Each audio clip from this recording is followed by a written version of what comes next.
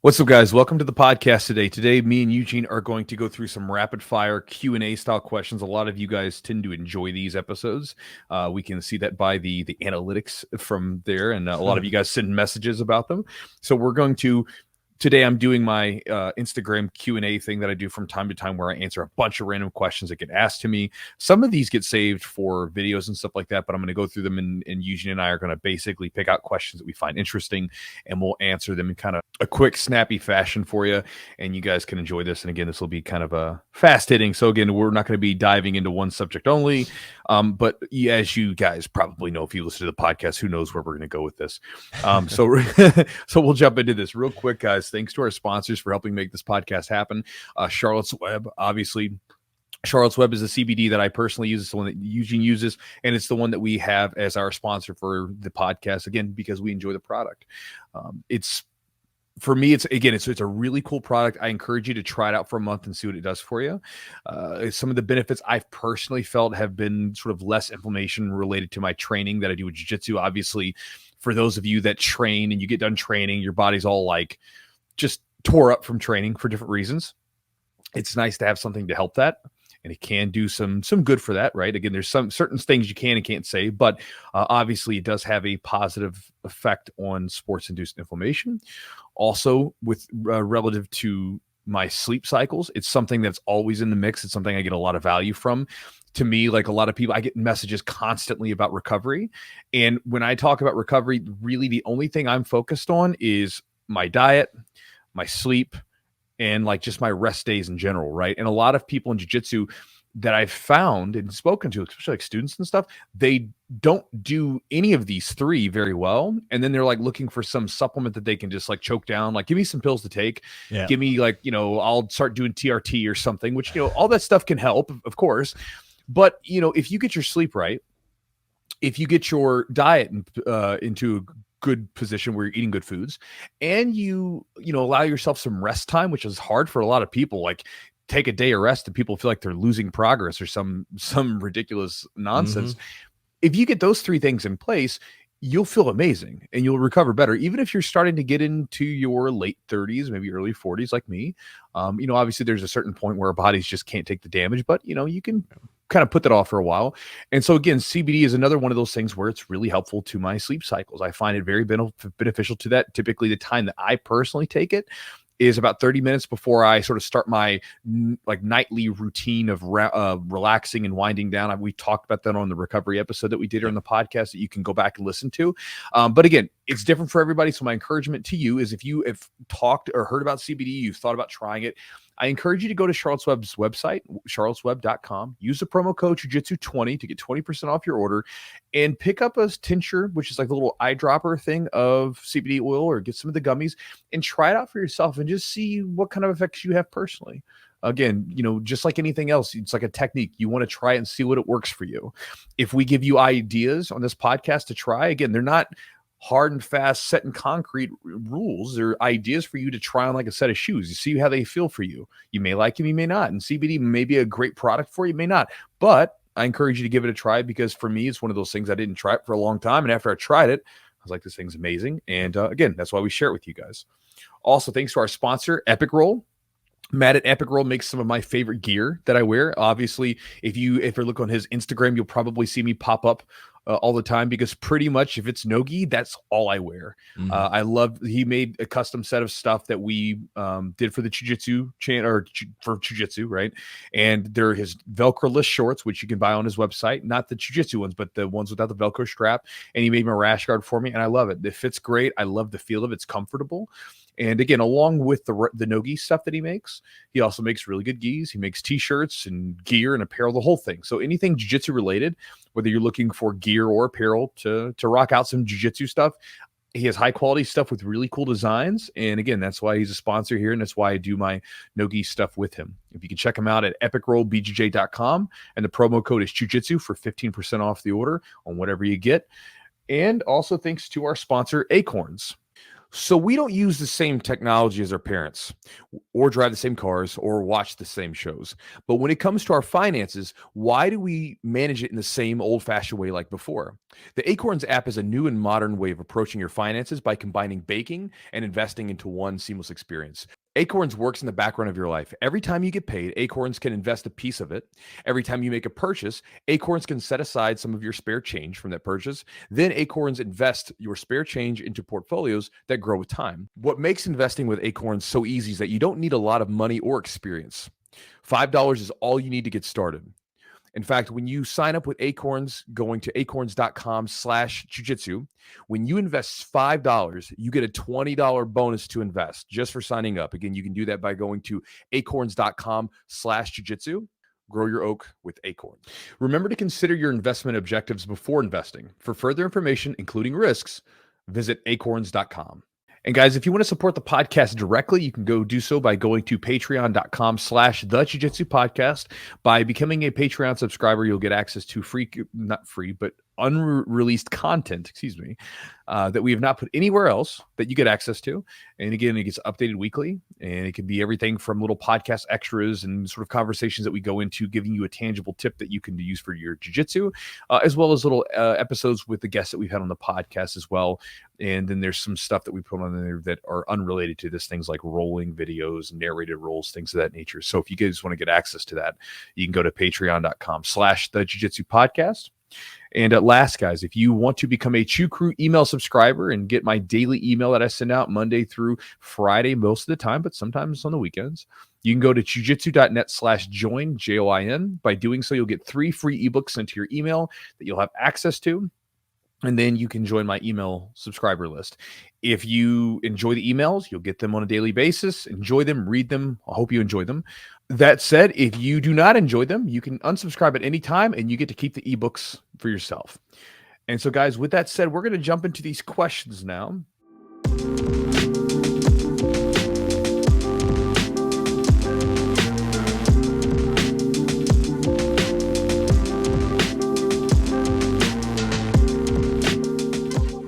From my Instagram, and I'll get started here. I'll pick out one of the ones that just to throw out there. So this one is about tournament prep. So I got a guy who's 3 days out from his tournament, and he's wondering, what should I be doing 3 days out? And we'll kind of expand this to about a week out from your competition. I've talked about this stuff before. Mm-hmm. My encouragement to you guys is the week before your competition, especially 3 days out, you should be resting. If you want to drill, you can drill your techniques, like basically drill your game plan techniques for that week coming up. Go for some walks. Walks are a nice way to kind of get some movement in, and kind of, I find walks kind of therapeutic mentally. I enjoy walking. Like when we were on vacation in Hawaii for the honeymoon, like I would walk down the strip of Waikiki to go get coffees in the morning. And it's about a half mile, 7.7 of a mile from from our hotel. And I really enjoyed those morning walks, and I like getting out and walking around the property and stuff like that as well.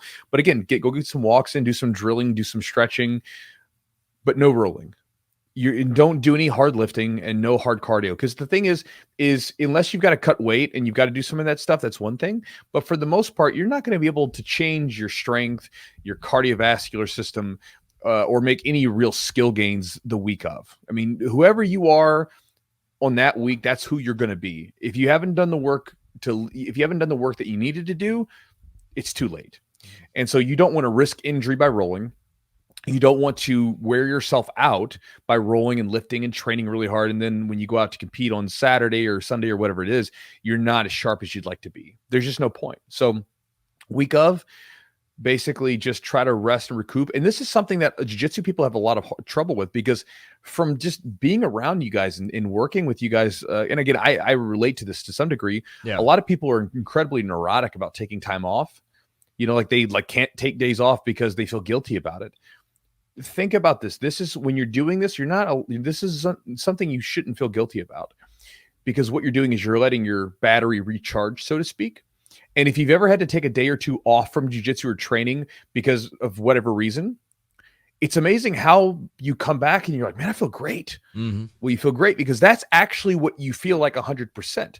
most of the time, even if you take a day off from training and then come back the next day, you're probably still not 100%. Your body's still recovering from all the training that you've been doing, whether it's lifting, cardio, jiu-jitsu, whatever it is. So take the day off or take the week off from hard training or rolling, and let your body recharge so you can be 100%. You can be full of energy when it's time to compete on that weekend. Yeah, I agree. Everything, for me, just one thing that I like to do is just I go through, if I'm drilling, I'm just drilling my A sequence, the way I want it to go. I'm drilling that and I'm visualizing that. I'm just going through the steps over and over, like what I want to accomplish, kind of what I want to hit. What's my entry, what's my first technique, what's my takedown, and I'm just visualizing that. You should already have that, obviously. I know it goes without saying. You should already have that in your repertoire. You're ready to go. Mm-hmm. So, but it's really helpful that week up to drill your A game stuff, because it's like it basically it's priming your body. Yeah, you know what I mean. It's like priming your body. Like there's some studies that they've done where they prime people like mentally to do, like, basically they'll have certain things like coming up and they'll prime them with a question or whatever, and then they'll have them engage in a situation, and they find that there's an implicit sort of like they're affected by their implicit memory by this priming. And again, it's not exactly the same thing, but I believe that there's kind of this similar thing where, when you think about taking these techniques that you use all the time and drilling them to the point where you don't have to think about them, and then when you go out there and like compete, the last things that you were doing in the week of training was just drilling those same things over and over again. It allows you to pull the trigger in your techniques without being hesitant and without having to think. Yep, I agree. You want to choose the next one, or you want me to choose? Here's a good one. Maybe a good one, maybe not. Let's do it. It says, I have a hard time passing a very long and lengthy knee shield. Any suggestions? So, number of ways to attack this, but I tend to play knee shield a lot, and I know some things that give me problems, but I'm curious, Chewy, I'll let you start it off. Long and lengthy knee shield position. And I don't know if a gi or no gi is that. I mean, I think you can do passes, obviously similar passes for both, but so. Yeah, if I'm trying to pass a knee shield, a couple different things. One, you can always stand up, because if you stand up, knee shield's a half guard, and when you stand up and start passing, you can't have a half guard and do it. It doesn't work anymore. Like the person has to adjust their game. Correct. If they're going to if they try to get you back down to the ground by tripping you or something like that, that's a thing. But you don't have to stay down in the knee shield. You can always just stand up. It's amazing, right? You can change your position. Another thing is that a lot of times against knee shield people, I will try to get a hold of their head. Either if it's in the gi, I can grab the collar. If it's in no gi, I can get basically like kind of like a Nelson, a half Nelson on them, or like basically wrap around the back of their head and basically stop them from extending their body. So I can crunch them up and I can pass and do back step passing. And then the last one that I'll do a lot of times from knee shield is I will try to back myself out. So if you think about the knee shield, I know this is hard because we're thinking about it, but just in your mind, think about a knee shield. The more you push into the knee shield, the stronger it is, because it creates tension. A lot of times things like knee shield and lasso type guards, there's a tension element to them, where the more you push into them, the more power you give them, with the ability to knock you off balance. Whereas if you start to back out a little bit, it weakens that element of tension, and it allows you some wiggle room. And so a lot of times what I'll do with a knee shield is I will start to control their hips right around their waistline, and I'll begin to back my hips backwards. What that does is that weakens their ability to keep that knee like at a vertical sort of angle, which makes it really easy to smash it down and lay my chest on top of their leg. And then from there, I can lock up their legs and begin to mule kick my leg out and pass. And all those can be done gi or no gi, and I've had a lot of success with all three of those. Yeah, I agree. I think so. When you're thinking about the knee shield, I played a lot. It's a push pull, right? Pull the head and the wrist, and you're pushing kind of with that shin or that knee. And so like it's all about that tension. You want to create that tension. So like you said, Chew, if you back out, there's less tension there. You don't have that kind of push pull dynamic. And then the other aspect is you get really, really close in. You kind of collapse them, so you're controlling the head, right? And doesn't allow, me, if people do that, it doesn't allow me to swivel and kind of reposition or re-enter or kind of reposition my legs. So a lot of times I have a hard time with somebody, if I'm in knee shield, they stand back out, right? They back out and they're going like a split leg or something like that. So like that tension is really important for me, whether it's gi or no gi. I'm again pulling on the head or pulling on the collar and pushing with that knee to keep you in position. Then I can kind of move you where I want. Here's a good question for you as a knee shield player. What are the more frustrating things for you to deal with when you're trying to play knee shield? I think people creating space, too much space or too little. I think that you have to have that sweet spot of that space. And then if somebody's really dynamic, right? They like to go side, they kind of back out and go in one way and then back out and go the other way. I think that makes it really hard to kind of settle them in a position. But yeah, you're absolutely right. Like I've had somebody at a tournament, they had really good success where they did a Bravo grip. They were able to, like, I had knee shield, and they grabbed a Bravo grip and like really pulled me in and curled me up. Yeah. And they made it so hard for my legs to do anything. But yeah, I think like if you're just pressing in, a knee shield person that plays knee shield, they're comfortable, they're just chilling, they're relaxing, and they're almost gonna use that pressure from you to kind of get underneath you to swivel. And you got to watch it as well. Like if somebody is backing out, watch for them to follow you up, because I'll follow you up and kind of sit up, almost like you sit up and you can sweep that way. So you got to create that space, and I think changing directions and angles is really vital. Yeah, I always passing in general. If you're ever trying to pass someone's guard, kind of it's always a good idea is to attempt to pass to the other side. Yeah, because what you'll find a lot of times is that people, and I've talked about this ad nauseum on the channel, on the podcast, on everything that I do. But you'll find that a lot of people are super strong on one side and they're very weak on the other. And you can just think about the way that you personally may drill more to one side than the other. And then your training partners may do something to one side or the other. So everybody's doing it. And so it creates an inherent weakness in people that you can take advantage of. And you might find that the person feels like a black belt on one side and a white belt on the other. I've had this happen before. So, what Eugene's saying, a really good idea sometimes is to change directions and sort of, all right, well, the knee shield is really tough on this side. Let me see what they do on the other side. And you might find they may not have anything for you. Yeah. And, I was talking to one of the white belts the other day, and like one of my ears has like more cauliflower than the other. Yeah. And I was like, you can tell which side I pass to, because you can see my ear, because I'll push that side, the head control and everything like that. So I'm like, you can see which way. I was like, one of my ears is more messed up than the other. It's kind of funny. So here's another one, guys. Here's a question, not necessarily just jiu-jitsu related. Someone asked me, they said, who is my greatest hero or my greatest heroes, right? Like, so plural. And, I don't really have any heroes. I have people that I admire. I have people for very certain specific things, right?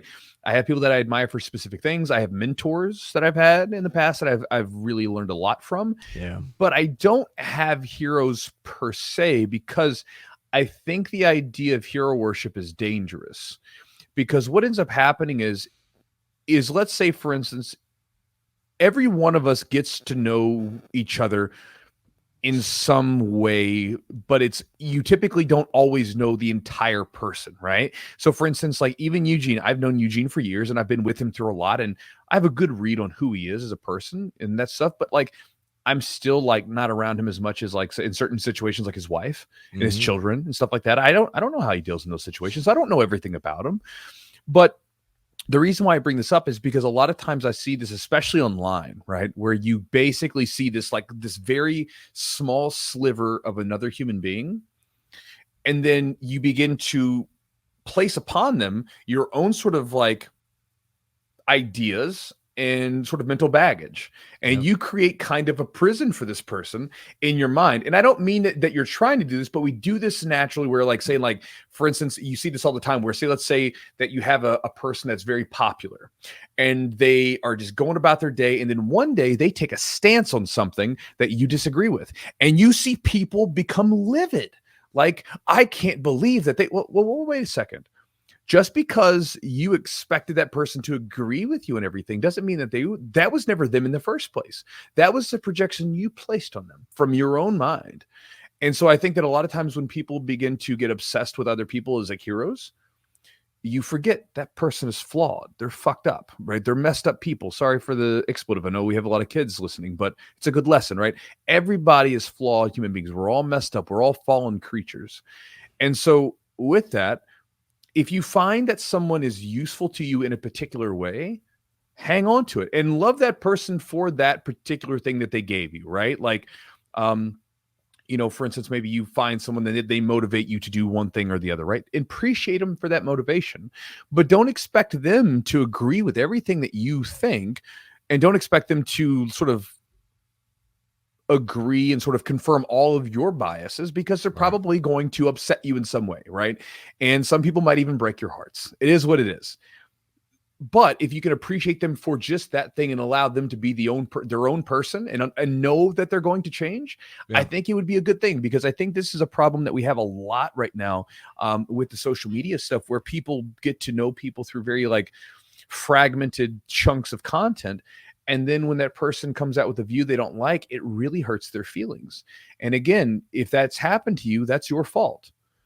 Again, the person's not going to be who they're going to be forever. We're all changing constantly. We all have different opinions on stuff, and that should be okay. It's okay to have different opinions. We don't all have to agree with each other, and that's an okay thing. But again, this is why I don't really like the idea of hero worship. And this has happened to me before.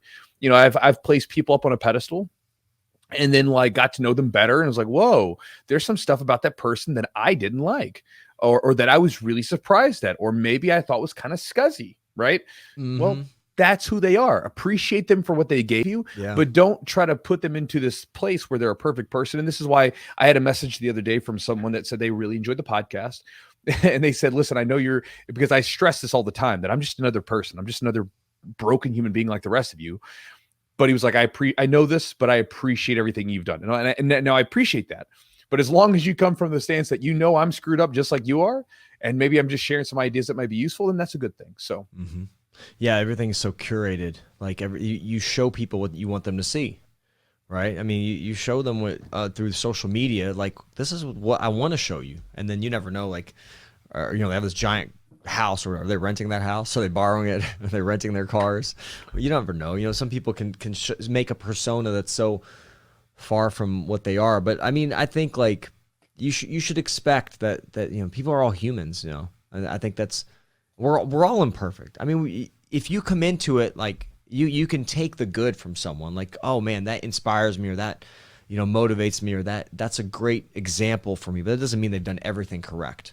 Or well, sure, yeah, and that's what makes a lot of times those errors is what makes them these people that are like really interesting and unique and knowledgeable, because they've made some errors, they've done some things that probably made mistakes that they're not quite proud of, and that's important. Well, sure. Well, it's like an example of like here's a great example. In this one, I didn't realize how controversial that this person had become, because I don't really pay attention to social media that much, but Jordan Peterson. Yeah. Right. So like I found him, years ago, like many people did. And I really enjoyed some of his lectures on, like, he was doing like the symbolism in like the Disney movies, and basically was essentially breaking down Jungian style archetypes and sort of bringing them into a different like place. And I'm a big fan of sort of the archetypes, and I'm a big fan of Jung's work. And so again, not that all of it makes sense, but I think some of it's useful. That's really what it is it's useful for me. And so I enjoyed some of that stuff. And I've gone to some of his talks and stuff like that. And again, some of the stuff I agree with, some of the stuff I don't. Right. But I never created this hero worship of this human being, because I've seen where other people, like they've literally just lost their minds over him, and they're so hateful towards him because but then like 2 weeks ago, they loved the guy, but then he said one thing that they didn't like and they hate him now. Like, for instance, he, what was it? He was talking about that, the girl that was like a thicker girl that's on the cover of Sports Illustrated. Yeah. And she said he didn't find her attractive, or and that's okay. Whatever. Yeah. And he's like, she didn't find her attractive, or wasn't athletic or healthy or something like that. Right. And I'm like, it's the thing is like unless you pull someone's blood panels and you get down to all their vitals, you don't know how healthy that person is, and also it's like, if you don't find her attractive, that's okay. That's fine. I mean, if someone else might, beauty's in the eye of the beholder. Yep. And, but again, I disagreed with him on that thing, but I don't care. It's like he's entitled to his opinion.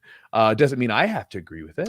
You know what I mean? Like, and so I think that, I think we live in this weird day and age where everybody's searching for someone. Like, people will claim to be open-minded, but they run around and all they want to do is they want people to confirm their own biases and their own ideas. And if the person doesn't do that, they get really, really upset.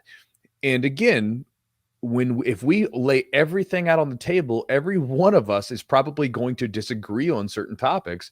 And so that should just be a foregone conclusion. I hear you. And so, I agree. And also, like, I just don't, there's so much other stuff to like get up in arms about anyways. I'm like, oh, well, it's one guy's opinion about, someone may see, like, it's like going to a yard sale, right? You go to a yard sale, someone sees an antique and you see a, piece of garbage or whatever, piece of junk, right? And like somebody's like, oh my God, I'm wanting this thing. It's to the individual. And that's the thing. Like, beauty is that way as well. There's different types of beauty and whatever.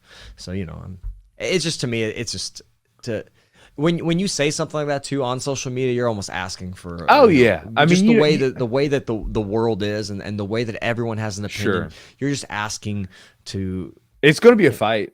Yeah, and it's gonna be a fight. Yeah, and it's what you want. Pick your battles, right? If you want to say it, if you think it, think it. If you want to say it. But you know there's gonna be people are gonna be coming at you and wanting you canceled or whatever. So. Well, sure. Well, it's even like one last one, and then I'll get off this topic. Like The Rock, right? The Rock is like super, super popular, and he doesn't get too political, but he had a post regarding like something about the president, or even though like the Joe Rogan stuff, where basically, Joe Rogan said a thing and he was like, yeah, man, he basically supported him at first. Then all of a sudden he kind of reeled back. And it's like, I don't know what kind of scrutiny he's under or what kind of opinions he has, but I'm like, look, man, if that's how you feel, whatever, that's your opinion on something. Yeah. You do you, man. That's the country that we live in. We get to have our opinions and we get to share them openly. You might have people that disagree with you, and that's okay. But like, for me, I think the big deal is like, I'm not going to waste my life force, my limited time on earth, because every one of us is going to die. Yeah. And every second we get closer to our death, right? So why on God's green earth am I going to take time to lash out at someone that I'll never meet on some sort of inconsequential thread on the internet that nobody cares about? Yeah. Why am I going to waste my time? I can be doing stuff like being with people that I enjoy being with, training myself, building myself, or, doing stuff for the business, something that's productive. I don't have to like sit there and just get myself angry. But again, if you do, then you're under the control of the algorithmic overlords and you're doing what they want you to do. Keep you all pissed off and angry. Moving on. Let's talk about some jiu-jitsu, right? Let's do it. Let's get another one. We've talked about this one before. I'll mention this one. It's what's a good way to become more efficient with breathing, cardio, etc. I'm tired of getting gassed. It's a loaded question. I know there's a lot going on. There's so many factors, right? For instance, like how's your diet? If you got a crappy diet, you're going to gas out. Yeah. How's your body weight? Are you holding a lot of extra pounds of fluff on you? You got to lose some weight, because trust me, carrying around like a couple gallons of milk on your stomach are definitely going to had some basically some extra exertion on your body to lug around. I'm just saying, just like the weight wise, right? It's like a gallon of milk, like, I forgot how many pounds it is, but it's like, people could easily be, I think it's is it 3 to 5 pounds? Something like that. So you got like 2 gallons of milk sloshing around in there, and you got to lug milk around. Though, Chewy, why you gotta mess with the milk? Leave the milk alone, bro. We can do water. Thank you. Just distilled, not distilled. What are we doing? No. Whatever, man. But there's so many factors like that. Let's assume though. Let's assume that you've got your body weight's decent. You're at a reasonably healthy body weight for your size, and your cardio doesn't absolutely suck, right? Because maybe you need to do more cardio work. But let's say you've got your actual cardiovascular system's in good health, and you have a decent diet, and you aren't overweight. Well, then you get into things like, how do you breathe, right? First off, like when you train, are you pacing yourself? So if it's like a 6-8 minute round, whatever it might be, there's a certain pace you got to have. You can't go 100% the whole time. If you watch a lot of jiu-jitsu practitioners, they typically roll in spurts of like slow and fast, because you can't go fast the whole time, especially with the positions where you can get tangled up in someone. Another thing to consider is how you're breathing. If you're constantly mouth breathing, that's going to be a problem. One of the things that I found really useful is to start by nasal breathing only first. So you just breathe in through your nose. And then as you start to pick up the pace and that's not enough, then you start to breathe in through your nostrils, out through your mouth, right? That's like sort of second gear. And then the last one is breathing out through your mouth. And that should be safe when you're in the middle of really hard rolls. And you can train yourself to do that. And put breathing through your nose and breathing like that acts almost as a governor to you because you can only go so fast breathing through your nose, right? And then as you want to pick up the pace, you can do so more intentionally by breathing in and out, in through the nose, out through the mouth, and so forth. But that can help. But a lot of times when it comes down to it, I see it's the pace that people put on, the exertion they put into it. And more often than not, it has to do with diet, rest, because rest makes a big difference. Yeah. And, your weight. So, yeah, I think the thing with the nasal breathing is that you become more efficient and your body becomes more efficient. So then you can go a little faster, a little harder just with nasal breathing. And you try to kind of work that. We had Brian McKenzie on the podcast. I don't remember, it was a while back. He's like a guru in that stuff. If you want to look at it or learn more about it in depth, it's one of the episodes earlier on with Brian McKenzie. He's fantastic. He talks a lot about the gears and kind of how he trains it and what he recommends for jiu-jitsu specifically. So that was really helpful for us. Talking to him was awesome because he's just super knowledgeable in that space. So here's another fun one that doesn't really have a lot to do with jiu-jitsu, but whatever. Throwing these out, and you can answer this one too. So someone asked, "What's your favorite video game?" So it's hard to pick a favorite for me, but I'll share some of the ones that were the ones that I played the most. Gotcha. And keep in mind that I stopped playing video games around the late 2000s. Like 2010 was probably when I stopped playing in earnest. And then before that, it was this slow decline where I had less and less time for video games.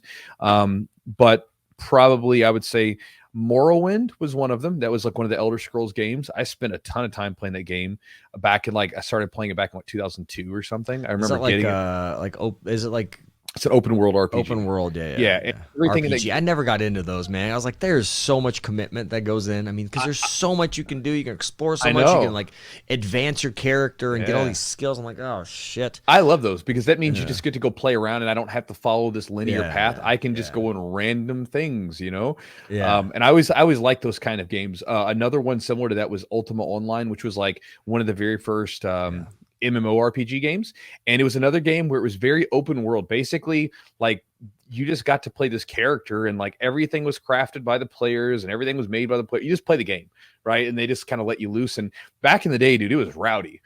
Playing in the late '90s in that game, it's you could it sounds ridiculous, but you could just kill characters, other people's characters. You can't really do that in a lot of games. They have zones for it. Kill it. Yeah, but back in the day, man, you could just set up ambushes wherever you wanted to, and so much ridiculous fun I had when I was a young teenager playing that stuff. Yeah, you could spend a lot of time. The Battlefield series, me and some buddies used to play the Battlefield series a ton.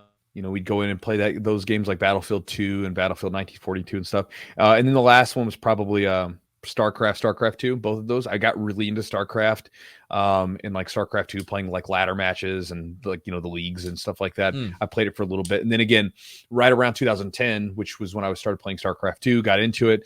Then the business started to pick up, and I was like, okay, I can't play video games anymore. I gotta focus on this stuff. I can't just sit around and play video games, and so I had to get into it. Yeah. Do you have any favorite video games? Yeah, dude, I've got a couple. I mean, you could go as early as Grand Theft Auto Vice City was one of the first. That's kind of open world. That's kind of open world. Yeah. But then actually, I really like third person. I guess I don't know, third person shooters, whatever. The Last of Us is a really cool game. Never played that one. It's on PlayStation 3, I think. I is wasn't where it came a console out. gamer. Yeah, that's all I ever do. I was a PC gamer. I don't even know where I was to start a nerd. with that. But that game was really cool. It's kind of like a zombie, a kind of survival game. There's zombies, but it had a really incredible storyline. I've always been a big fan of the writing and the cut scenes and the stories. Yeah, and that one had one of the most phenomenal stories. Actually, it won a lot of awards. And then Uncharted. I like the Uncharted games where it's you're climbing on stuff. It's almost like a Lara Croft type, Tomb Raider. Yeah. You're jumping off of stuff and a little shooting, a little jumping, and some puzzles a little bit. But those were kind of some of my favorites. Metal Gear Solid 2 was one of my favorites. Metal Gear Solid 2 was a good game. PlayStation 2. But yeah, the Uncharted. And actually, the most recent one I think that I liked was one of the Spider-Man games where it's kind of open world as well. Mm-hmm. It was pretty neat. But yeah, I'm a sucker for an awesome storyline and really cool cutscenes and graphics and stuff just on those. But Last of Us was probably one of my favorite games. And it freaked me out, dude. I'd be kind of scared playing that thing. You have zombies jump out at you and stuff. Did you ever play a game called Fear? It's like FEAR. I It don't was like, think I did. I've heard of it. It's like a first-person shooter, though, yeah, right? dude, that game got me. I remember like my buddy, he installed it on his computer. One of my old roommates, Chris, and Chris was like, "Hey, man, play this game I put on the computer tonight and play it with the lights out." And I Oh remember God. I was playing, and there's like a lot of there's a lot of scenes where all of a sudden you'd be walking and you'd see some like little like ghost girl across the street, whatever. You're like, Oh, what was that? And then like someone's like arm would come grab you in the face, and I mean, it was a pretty good jumpy game. I hadn't had jumps like that since I played like Doom as a kid back. I mean, yeah, Doom. I remember oh Doom. God, Doom got me back as a kid. I was like all like nervous and Like stuff. running, Oh stuff yeah, chasing you. it's so funny because kids now they don't get it. Like, but back because they're so like everything's just changed so much. Yeah. But like back then, I remember, dude, like I was playing all those games. I remember playing. You ever play Diablo? I never play. I know what it is. Yeah. Oh my God, so Diablo, like that was another good game that I loved when I was a kid. I remember like the first little mini boss that you go against, the butcher, bro. It's like me and my buddy Lee were playing the game, right? So like Lee's dad got the disc for, it was like shareware. So shareware back in the day, for those of you guys that don't know, basically computer like magazines would essentially have a little demo of the game that they would put into magazines, and they would like ship it. So this way you could kind of get interested in the game. And so this was a way for a lot of the companies to bypass the traditional distributors, so that they could get the message out there. And so the game like had 2 levels. Like you go down into the little dungeon or whatever, and you would hear the butcher, and there was this scene where he would go, "Oh, fresh meat." And then he would just chase you around, and it like almost always killed you the first time. But I remember like me and my buddy, we were probably like 8 or 9 playing this game, and we're like freaking out, like getting so nervous about it. Oh my God. Now kids today are like, this is boring, Yeah. But for us, it got us. Another one I just thought of was Street Fighter 2. That was it's amazing on Super Nintendo. Did you ever play it at the arcade? Probably, yeah. Oh, dude, that was a different time, like playing stuff at the arcade where you and you guys are like, you're basically like putting your quarters there and like going up against the next person, and that was fun. There's a local spot that has a lot of retro arcade games. Rec Bar. Yeah. And they have like a lot of cool stuff, like oh man, like Ninja Turtles and all this other stuff from back in the day, like the 90s. So it's a fun little spot to go to. But yeah, I remember you just like challenge people, and it was good times. Here is another one we'll throw out. All right. And this one's about retaining information. So I got a message that said basically, how do you mentally retain information on moves you first learn? And so here's something to keep in mind at any level. Your game it's not about remembering everything. Okay. You're going to learn a lot of stuff over the years, and you'll remember more and more as you train. But early on, in my opinion, the first stuff you're learning, you just want to hang on to whatever's working and essentially give yourself a little home base of techniques that you can rely upon. And as you get more and more comfortable with jiu-jitsu, you become to understand it better on a deep level. It becomes more easily to rapidly learn techniques. But in the beginning, don't really worry about not remembering everything. I will tell you that I was probably... And like this luckily was not something, this is something I learned from wrestling. In wrestling, like my coach was like, listen, guys, you got to be good with 3 moves in wrestling. You got to be good at a pinning combination, a takedown, and a reversal or escape. That's it. You do those 3 things better than anything, you win matches, right? Because we had to take someone down and try to pin them, or we would be in the down position and we had to escape a reverse. That was it. That's how wrestling worked. And so when I got into jiu-jitsu, I didn't have this, I've got to remember everything mindset that so many people do. Really what you're doing, and this is true this doesn't change, you're trying to scour through everything and find stuff that works for you, that's usable to you. Even to this day, if I watch an instructional video, I don't watch everything and try to remember every detail. I scour through it and I'm like, okay, I think I can do that because that works from a position I'm already good at, or it looks like that could work for my body. I can see myself doing that. Let me go drill it or try that during rolling and get an idea. But again, it's just like, even like Roger Gracie, one of the best jiu-jitsu practitioners of all time, he said, and he said this in a talk, he said, listen, I've mastered like 5 moves, and I know all kinds of techniques, but I've like mastered 5, like, or, whatever, 2 handfuls, whatever it was. And so, basically he could count on fingers how many techniques he's mastered, and everything else relative, he knew how to do it. And so you got to keep that in mind. You're never going to be good at everything. You will remember more stuff from time to time, and then it becomes almost like like going back to remembering old stuff you forgot. Like to this day, like if I go through and I'm preparing a set of classes for some of the students, if it's a position that maybe I don't use all the time or as much as I used to, I'll go back and study instructionals and videos and everything else, and I'll remember old techniques that I forgot. You're not always going to have everything. You're not a computer. So to speak. You can't just bring up everything at random at will. Sometimes you forget it, but it doesn't matter because again, you're trying to focus on just retaining the most important stuff, which is the stuff you can use. And then over time, you'll find that you'll remember more and more stuff as jiu-jitsu seems to make more sense to you on a deep level where like, for instance, I can watch a technique in a video and watch it 2 or 3 times and I can go try it today in rolling. Whereas someone that's brand new, they're going to have to watch it and they're going to have to drill it a lot more because they don't have jiu-jitsu's it's not programmed deep into their like nervous system yet. But yeah, don't try to retain everything. Just try to retain what's working. And then again, you're going to forget stuff. That's okay. It's normal. Don't worry about it. Happens.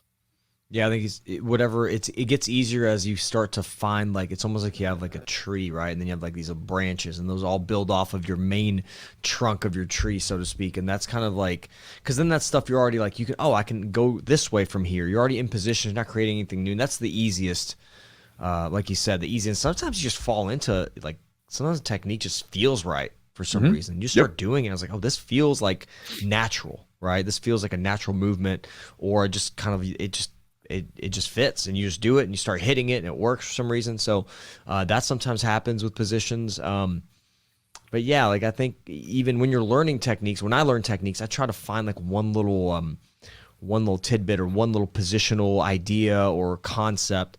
And a lot of times when we start learning techniques, it's like we're learning we already know so many concepts of jiu-jitsu, like here's the purpose of this movement or this technique, and you can kind of see the similarities in other kind of techniques, kind of parallels. I think it makes it easier to understand and kind of get the idea behind them. All right, well, this kind of builds off of what we just asked, Chewy. And this question says, everyone seems to have their game, quote unquote, their game on the mats, but I don't. What's wrong with me?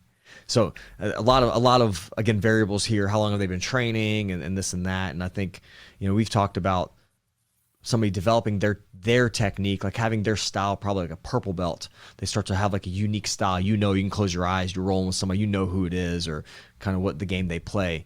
What do you think about that? Is that important? I mean, to develop your game? I mean, is that something that's just going to come with time?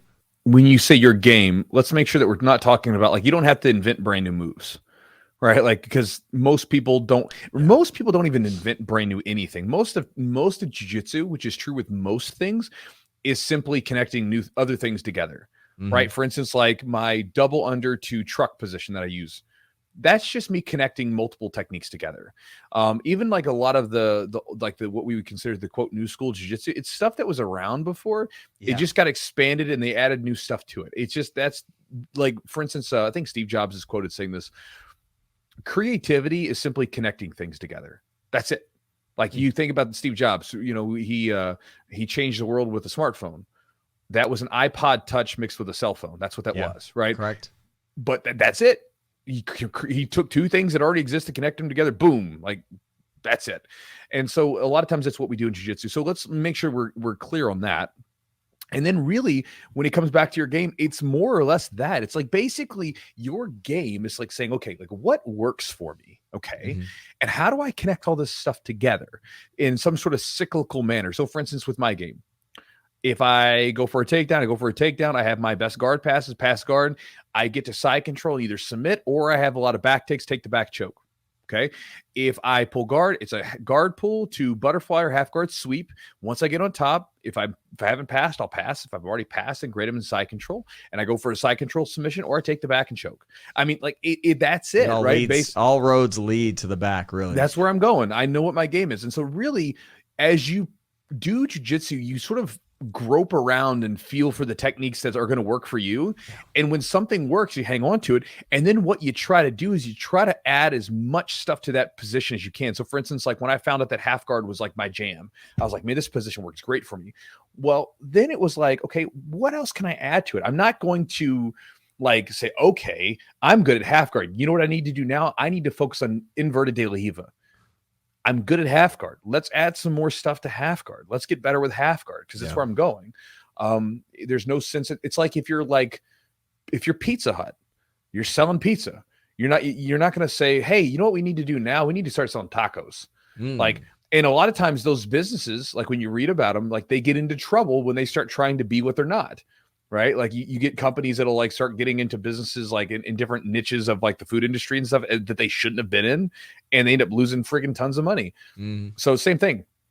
You figure out what you start to be good with. You'll typically get like a whiff of this from time to time, right? You'll say, oh man, I'm getting good at this position or that position feels right. Good. Now focus your attention on learning as much as you can about that position that you're using. And by doing so, by focusing on that position, by focusing on those techniques specifically, you'll inevitably develop a game. And really sometimes the game is just sitting down and identifying, okay, what is it that I do? You may have a game, you just you haven't thought about it because, you know, it's kind of a nerdy thing to sit down with a notebook and draw out a flow chart of your game, but it can be a useful exercise. But that would be my ideas on just a couple ideas on developing your own game. Yeah. Well, let's feed into that. You just talked about notebooks. Somebody asked a question about best way to write a BJJ journal. What you got for that? Well, so that can be a lot of things. I'm actually going to be releasing my Jiu-Jitsu journal, which has a bunch of prompts and stuff like that in it. Because I think prompts can help people get started, but ultimately it can be whatever you want it to be. Like a journal, there's nothing special about a journal. A journal is basically saying, hey, listen, I want to get these ideas down. You know what I mean? So like, for instance, I think it's Julia Cameron. Like she wrote a book called The Artist's Way and like talks about, you know, what she calls morning pages, which is basically just write down a page a day in your notebook. Just write down a page. Doesn't have to be about anything. Just write down a page and you get into this flow and you'll have stuff come up. For me with jiu-jitsu, a lot of times I would focus on when I do write related to training, I write generally about like how training's going sort of in an overview. I don't try to get as like super granular about techniques because for me, it's hard to like when I go back and look at my writing for techniques, I can do it now because I have a jiu-jitsu shorthand that I've developed on my own, you know, that I understand. But like looking back at my journals from say when I was a white or blue belt, I don't remember, like I have technique stuff that was written down. I don't know what I'm talking about. Right. But what I do connect with is me explaining how I felt about things. Because a lot of times, you know, for me, a lot of times these old journal entries from the past become helpful for the future.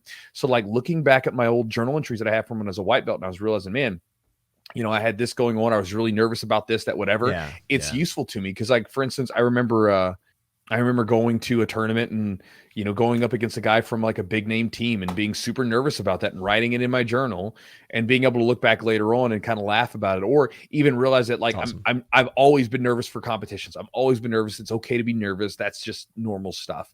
But there's all kinds of uses for it. It's really just whatever you want it to be. It's like having a conversation with yourself. So basically, if you want to do it for jiu-jitsu, just have a conversation with yourself on a piece of paper and just talk about jiu-jitsu and whatever else is on your mind about it. And that's it. Yeah, I think being consistent with it, like you said, is really important. You may find like what works. You might discover what works best for you. Like when I did it way back, like you said, white or blue, I'm like, I don't know what the hell I'm writing. You know, you don't know what it is, but like, oh, this felt good, or I hit this position, or maybe even writing goals or ideas, or maybe like, you know, reflecting on how practice went. I was able to do this pretty well. I probably need to work on this. So maybe even before you go to training next time, you can look at your journal and say, oh yeah, I was working on this. This is probably something for me to focus on. Because sometimes you go to class, you do stuff, and then you forget everything you did, and you go to the next class, and you're like, oh, I'm going to do this, the move of the day or whatever. Well, the valuable thing is, hey, what did you do a week ago or 2 weeks ago? Can you still hit that when people aren't expecting it, right? And that's the time to, can you still solidify? Do you still have those techniques down? I think that's a valuable thing. And sometimes we'll forget that because we're just, you know, focused on the next thing that we're learning. That's right. Two more, one for me, one for you. Cool. Let's do it. Here's one guy said, what is the best thing to eat after jiu-jitsu when my class ends late, like 8:30 p.m.? So I got this question from two people. One guy's wow. at 8:30, one guy's at 9:30. So they're asking like what they should eat. So check this out.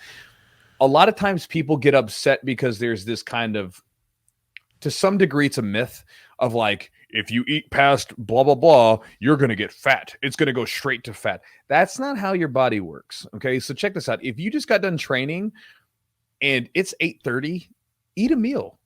Eat a normal meal. Now, this doesn't mean go home and eat sugary junk. This means go home and eat like some meat, veggies, and some carbohydrates. Maybe some, some potatoes or some white rice or some fruit. Eat some veggies, eat some like good lean meats or whatever it is that you want to eat. Hell, if you're a carnivore, eat all your carnivore stuff, whatever. I don't care. Eat whatever it is that you want to eat. Eat a good meal. Because again, if you just got done training, your body needs food to recover. And so it needs that fuel to recover, and it's going to be wanting that food to recover. Again, if you've been sedentary for like 5 or 6 hours, you probably don't want to eat a big meal at night, right? Because your body doesn't want it probably at that time. But if you just got done pushing yourself in training, you need some fuel to recover for the next day. And so just eat a regular meal. The one thing that I would say is just make sure that you don't eat foods that are easy to digest, because eating that late, you don't want to eat any like if spicy foods or something that are going to possibly keep you up. But eat foods that are easy to digest for me, like things like chicken or beef, fish, white rice, and some veggies. I can eat that and go to sleep in like 30 minutes and I feel fine. Like my stomach feels nice and it feels decent. I don't feel like stuffed or anything like that. Whereas like if I was eating like there's one night I ate like Thai food and I got it Thai spicy. Oh, And so it was like it was a spicy meal, and like it took me a little bit longer to go to sleep that night because my body was just like, whoa, dude, you threw napalm in your stomach. Yeah. What's wrong with you? So again, that'd be my only advice: is eat good foods that are easy to digest for you. But eat a meal. It's okay. Like it's not going to turn all to fat or anything crazy like that. It's okay to do it. I'm sure some of you guys are listening to this are going, Chewy, hold on a second. But I'll tell you that like back when I was cutting weight for my last competition, when I got super leaned out, had veins everywhere and all that stuff and had abs going on and stuff, I was eating pretty late because our last training session ended at around 8:00. And then, sometimes I would do videos or whatever, and I'd get home kind of late and I would eat about 1 to 2 meals sometimes because I had to get my food in. I would eat 1 to 2 meals and within about a 2 hour span from about 8:00 to 10. And then I would go to sleep at like 10:30, 11 and had no problems whatsoever. And so again, not everybody's the same, of course, but it's not like it's all going to go to fat. If you're putting in the work in and you're eating good food, you'll be fine. Yeah, I agree with that. I tend to get more often now as I've gotten older, I get some heartburn and stuff. So I have to like really be mindful. Like I'll get heartburn after jiu-jitsu, sometimes during jiu-jitsu. So I have to really be mindful actually what I eat before. I can't eat anything super heavy or super spicy. And then afterwards, the same thing. I have to kind of eat more of like a bland, like, I can eat steak and I can eat like, rice and stuff like that. It's gotta be a little more, I can't eat anything super duper spicy because my body's just getting old. Yep. That's what it is. It is. Here's one that I've been asked about. People ask me if there's any positions or techniques I stay away from in training. I don't know if we talked about this on the podcast. We probably have. But if there are positions or techniques that I personally do not use, even if they're viable techniques. And the answer is yes, there are some. Off the top of my head, one is inverting. I don't invert. The juice isn't worth the squeeze for me. Inverting puts a lot of pressure on your neck. And jiu-jitsu does a number on your neck and your low back and your back anyway. So I don't want to speed up the degeneration of my like discs and everything else. So I'm not going to, and plus I'm a big guy. I'm not going to invert. I'm sure maybe some people are really flexible and they can get away with it, but from almost everyone that I've ever met that was big on inverting for a long period of time, they tend to have a lot of neck issues and they tend to have a lot of low back issues. And so I'm like, well, I don't really want a bunch of those. So I don't do it. Plus for me as a jiu-jitsu practitioner, like at the end of the day, I want my jiu-jitsu to be somewhat translatable to fighting. And so it's just that, granted, I don't care if you want to do it. That's fine. Again, I'm not telling you you're wrong for doing inverting, but for my game personally, it's not something I wanted to be dependent upon. I also don't use neck cranks. And the reason being is because you can eat a neck crank for a period of time. And again, people will say, well, it didn't really submit me, it just hurt. Well, the thing is, here's how a neck crank works. If you use a neck crank, a lot of times there's some neck cranks and there's compression and stuff like that. One, it's painful and it can make you tap, yes. But if you eat too many of those neck cranks, you're going to start to do damage to the discs and stuff like that. Like I know people who you put them in a neck crank, they're not training for a week because their necks are messed up. And it happened because they ate a lot of neck cranks over the years. And so, someone maybe had him in a guillotine or something like that. The guy's like ripping his neck or whatever. And the dude's like, I'm not getting choked. So I'm going to fight through this. And their necks get messed up. Like in training, competition, I don't, but in training, I tap quick to neck cranks. In competitions, not so much. Like I remember competing at a Chicago tournament once, and the guy put me in a neck crank, and like I fought out of it, but man, like for like almost a week that week, my neck muscles were all messed up and sore. And then I don't want to put anybody else through it, and so I don't want anybody else. I'm going to try to choke you. I'm not really going to worry about the neck crank. If it's a competition, even then, I'm probably not going to worry about it. Just there's some pretty good ones if they combine some compression to that, like on your chest and stuff. But just like wrenching someone's neck, it's just not the thing I want to go after personally.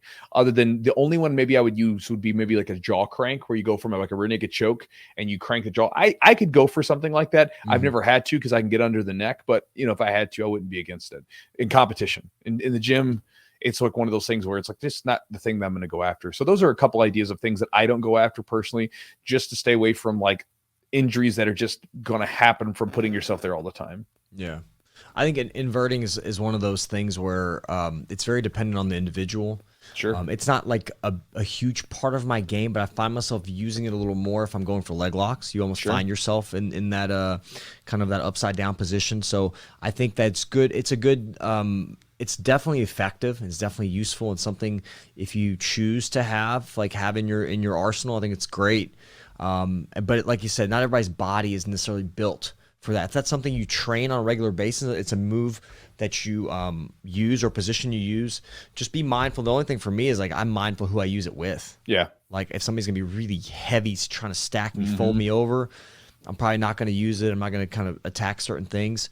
But I will try to keep it in my arsenal if I have to get it, if I have to use it for even like a guard retention or just, those type of things. They can be helpful. But again, it's really dependent on the individual, the situation. Like you'll eat a neck crank in a tournament or, a certain competitive environment versus like, in the gym.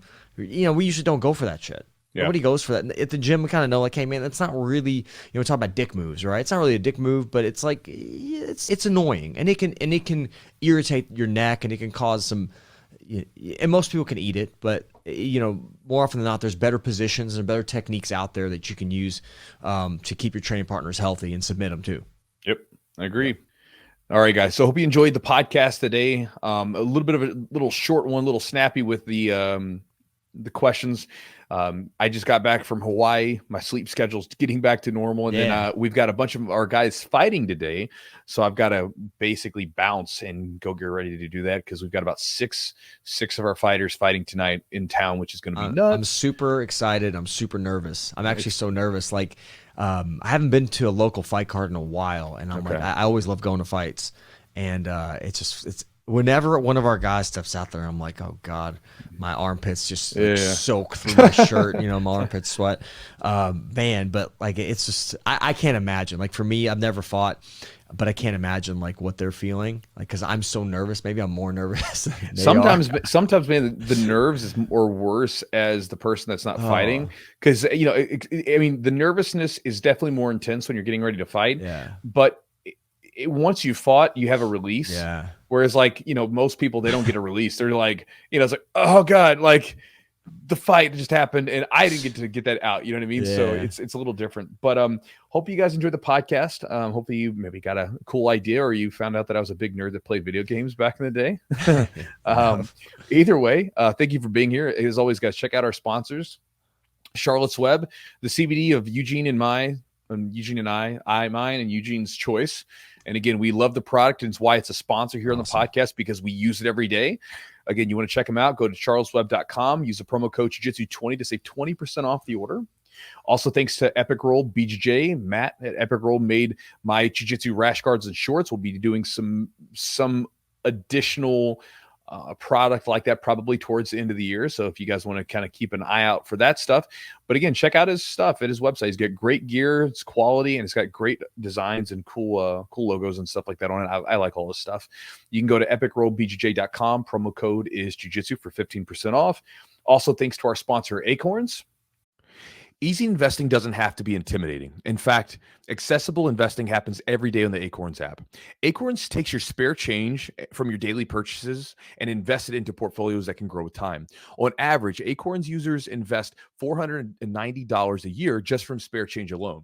Start putting your spare change to work and get a bonus $20 with an investment of $5 from you when you sign up at the Acorns app by going to acorns.com/jiu-jitsu. Remember to consider your investment objectives before investing. For further information, including risks, visit acorns.com. And guys, again, if you want to support the podcast directly, check out our Patreon at patreon.com/the-jiu-jitsu-podcast. And also you can go to my website and join my Chew Crew newsletter that I send out usually once a day. And that's at chewjitsu.net/join. Chewjitsu, CHEWJITSU.net, because .com was taken, /join, JOIN. Look at me, I can spell. .net, because .com was taken. And if you guys want to get that, you can check that out. And afterwards, I'll give you 3 free ebooks. And if you unsubscribe, you get to keep the ebooks for yourself. And guys, with that said, I'm going to go coach some fighters tonight. And I hope you guys have an amazing week that is incorporates some training into it. And we'll talk to you guys next time.